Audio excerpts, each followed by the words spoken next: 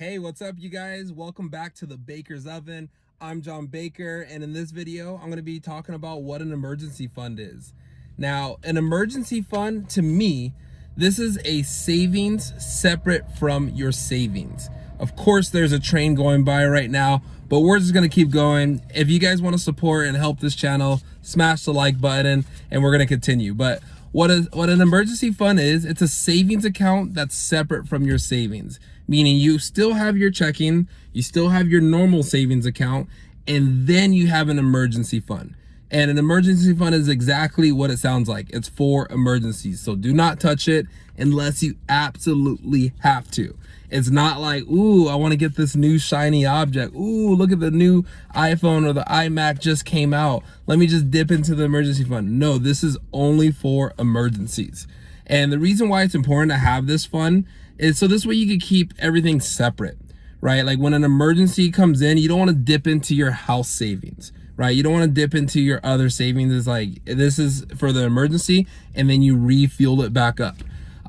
Think about it. Life happens, right? You might get in a car accident and you need your deductible ASAP. That's what the emergency fund's for. Your computer breaks. You need to go replace that ASAP. Emergency fund. Something breaks in your house. Emergency fund, right? Maybe it's to help out somebody that's in need. You access actually, I don't know if you would access the emergency fund for that one, but you guys get what I'm saying is you want to have it just for emergencies. Now, here's how you start.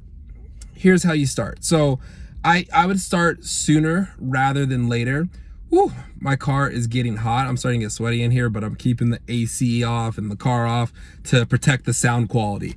But start as soon as you can. Like I started my emergency fund when I was 19 or 20, and it started off small. First, it was just $500, right? Because that's what I felt comfortable with. That's what I could afford. And you can just start building it over time. So if you're between the ages of like 17 and 21, start off with $500, especially if you have zero expenses or your expenses are really low. Then, and the way to build that, you don't have to put in $500 all at once. It's like, hey, could you put in $100 a month for 5 months straight to get to that level, right? And then once you get there, don't touch it and continue to add more when you have extra money, right? And then it's like, how quickly can you get to that $1,000 mark? And I think that $1,000 mark is really safe when you're in that zone between ages 17 and 21. Now, once you get a little older, 21 to 26, start bumping up your emergency fund. You want to definitely be somewhere around $1,000 to $3,000 saved, so that way you can cover an emergency month's of rent or whatever the case might be. I think that's really healthy right there. And then 27 plus, you want to start thinking $5,000 to $10,000 minimum. And then once you get that $10,000 mark, it's like, all right, can I get 6 months worth of savings saved, stashed away for emergencies? Because you never know what's going to happen. Think about how many people lost their jobs because of the pandemic. Think about how many people have had an injury that's put them out of work and they have to readjust their whole lifestyle.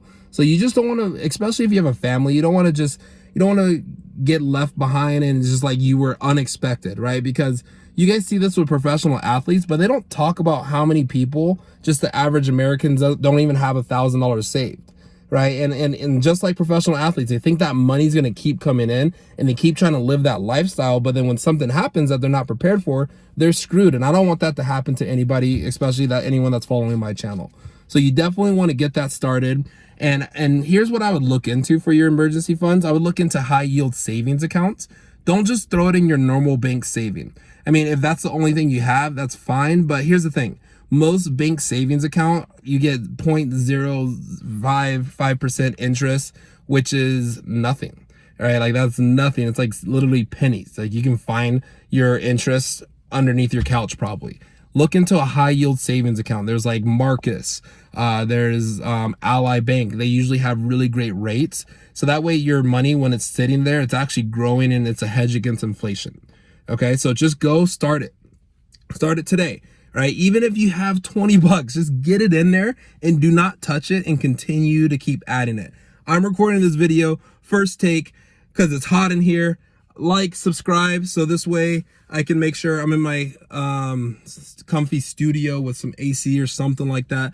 But that's how committed I am to this video per day. We're gonna do this in my car with no AC, no motor on, no windows down. Look at this. I am, whoa! It's great. But hopefully those money tips help. Like, subscribe, share with a friend, comment below if you have any other tips or advice on emergency funds. Talk to you guys on the next one.